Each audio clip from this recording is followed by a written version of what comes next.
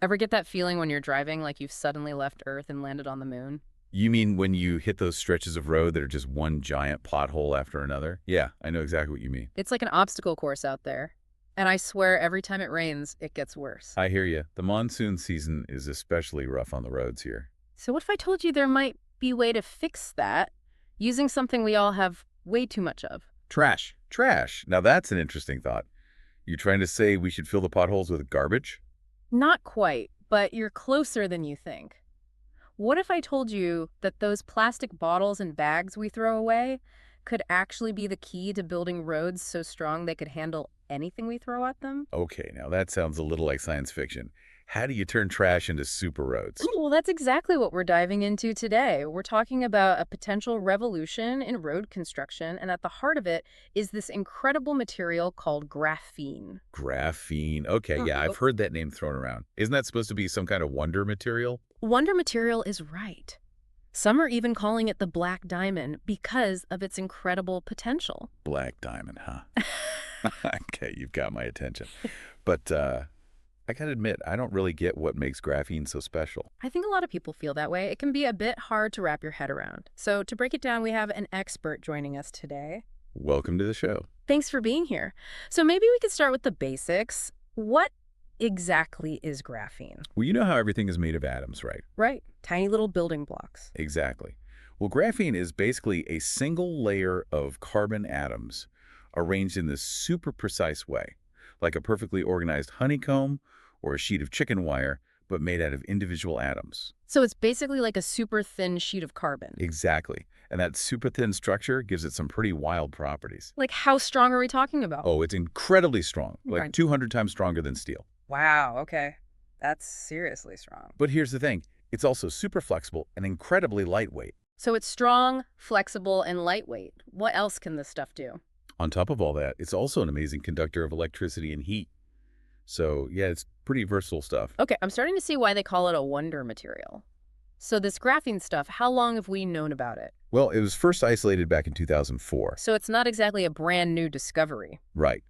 But in the years since then, researchers all over the world have been trying to figure out just what we can do with it. And it sounds like they're finding a lot of potential uses. Oh, yeah. We're talking about potentially revolutionizing everything from electronics to medicine to energy.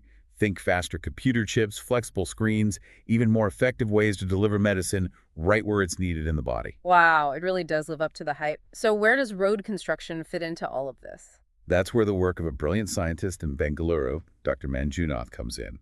He's figured out a way to take this wonder material, graphene, and use it to make roads stronger and longer lasting.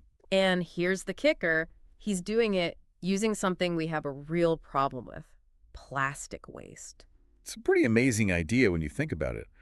We're drowning in plastic, and our roads are constantly falling apart. What if we could solve both problems at the same time? It's like turning trash into treasure. I mean, you throw away a plastic bottle thinking it's just going to end up in a landfill, but with this technology, it could actually become part of a road that you drive on. It really does change how you think about what we consider waste.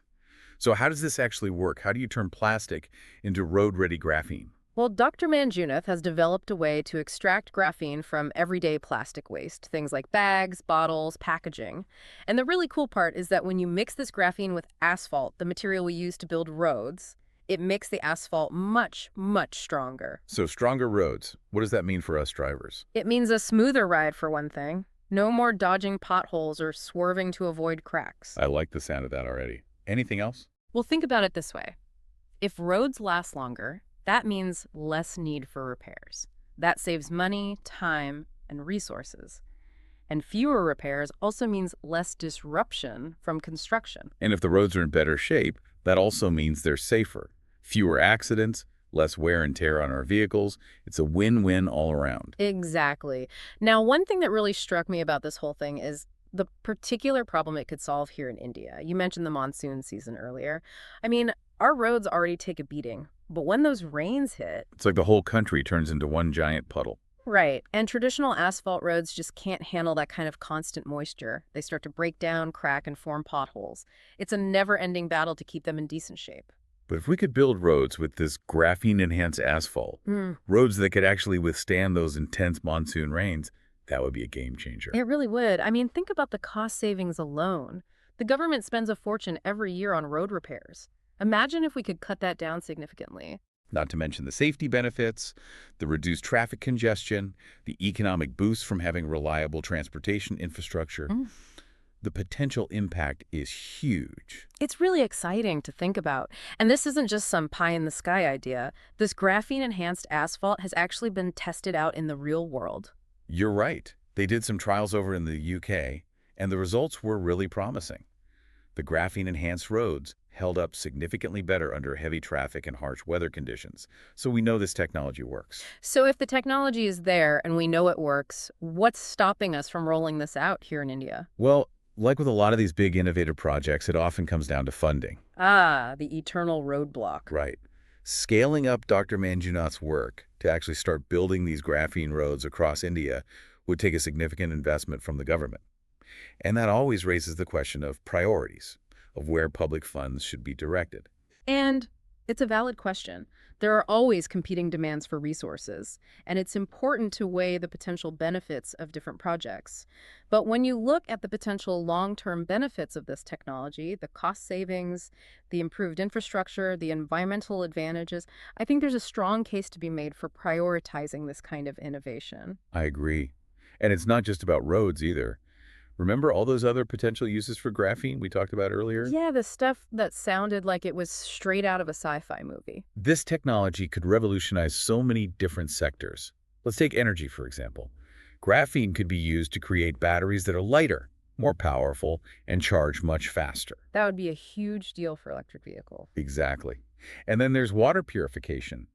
Graphene-based filters could make it much easier and cheaper to provide clean drinking water, especially in areas where access to clean water is a challenge. And what about all the potential applications in electronics? Yeah. Faster internet, flexible screens, things like that. Those are all very real possibilities. Graphene could revolutionize how we design and build electronics, making them smaller, faster, and more energy efficient. And let's not forget about medicine. Graphene could lead to major breakthroughs in drug delivery, allowing us to target treatments more precisely and effectively. And it could even play a role in developing new diagnostic tools and sensors. It's amazing to think that one material could have such a wide range of applications, touching on so many different aspects of our lives. And it all circles back to the fact that Dr. Manjunath has found a way to produce this incredibly versatile material from something we typically just throw away, plastic. It's a real opportunity to turn a problem into a solution. It is, and I think it highlights a really important point about innovation. Sometimes the solutions to our biggest challenges are right in front of us, hidden in plain sight. It just takes someone with a fresh perspective and a bit of ingenuity to see the potential. And the courage to pursue those ideas, to push the boundaries of what's possible. Because who knows what other groundbreaking discoveries are waiting to be made, what other seemingly impossible problems we might be able to solve if we're willing to think differently and invest in the right kind of research and development. Absolutely. And that brings us to a crucial question. India is a country with a lot of potential, a lot of talent, and a lot of challenges. We're facing a growing plastic waste problem, our infrastructure needs improvement, and we're striving to become a global leader in technology and innovation. So the question is, will we seize this opportunity to turn our trash into treasure? Will we invest in the research and development needed to make Dr. Manjunath's vision a reality? It's a big decision with potentially huge implications. If we embrace this technology, it could transform not just our roads, but our entire country. But if we hesitate, if we fail to act, we risk falling behind other nations who are already investing heavily in graphene research and development. And the irony would be that we might end up having to import graphene, perhaps even graphene derived from the very plastic waste we exported, at a much higher cost. It would be a missed opportunity of colossal proportions. So the choice is ours. Do we want to be leaders or followers in this emerging field? Do we want to pave the way to a more sustainable future, or watch as others reap the benefits of our inaction? It's a question worth pondering, isn't it? We started this conversation talking about the bumpy ride we often experience on our roads. But the real journey, the one that matters most, is the one we take as a nation. And the path we choose will determine whether we reach our destination as a global leader or stumble along forever playing catch-up. So as you navigate those pothole-ridden roads today, maybe take a moment to think about the possibilities. Think about the power of innovation, the potential hidden within our waste, and the choices that lie ahead. because the road to a better future is paved with good ideas and bold decisions. And the question is, are we ready to take the wheel? That's a great note to end on. Food for thought for all of us. And thank you for joining us today and for sharing your expertise with us. It's been an enlightening conversation. It's been a pleasure being here. And to all our listeners out there, thanks for tuning in to the Deep Dive. We'll be back next week with another fascinating topic. Until then, keep exploring, keep questioning, and keep diving deep.